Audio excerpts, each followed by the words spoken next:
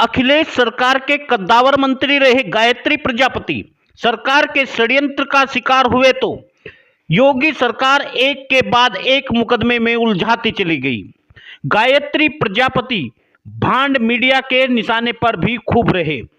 गायत्री प्रजापति पर आरोप लगाने वाली महिला यह कह चुकी थी, गायत्री प्रजापति मेरे पिता के समान है, मगर सरकार ठान चुकी थी अमेठी की गद्दी पर राजा संजय सिंह की ही होनी चाहिए। अमेठी में राज का कुम्हार का बेटा करे, यह भला ठाकुर योगी आदित्यनाथ को कैसे बर्दाश्त होता। यूं तो बिना सबूत के, बिना महिला की गवाही के गायत्री प्रजापति को सजा बोल दी गई ताकि गायत्री प्रजापति चुनाव न लड़ सके, मगर अमेठी की जनता तो गायत्री प्रजापति को पसंद करती थी। अमेठी की जनता ने गायत्री प्रजापति की धर्मपत्नी महराजी प्रजापति को विधायक बनाया तो ठाकुर योगी आदित्यनाथ की हेगड़ी निकाल दी।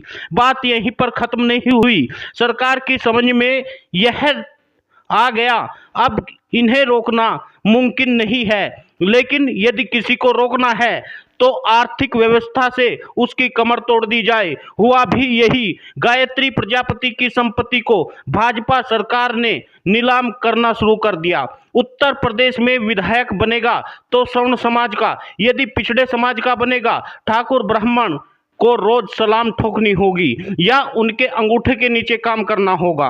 रामचरितमानस में जो लिखा है उसके आधार पर सरकार चल रही थी। ढोल शूद्र गंवार नारी, ये सब ताड़न के अधिकारी। यह पूरा श्लोक हमारे गोबर भक्त भले ही न समझ पाए, मगर गायत्री प्रजापति के परिवार पर ताड़ना भी मिली, वह किसी को नहीं मिल सकती। परिवार की महिला बेटी अपने दामन में कांटे समेटे हुए, आंखों में आंसू लेकर के जनता दरबार में गुहार लगाती रही, मगर ठाकुर योगी आदित्यनाथ ने राम राज में एक भी नहीं सुनी।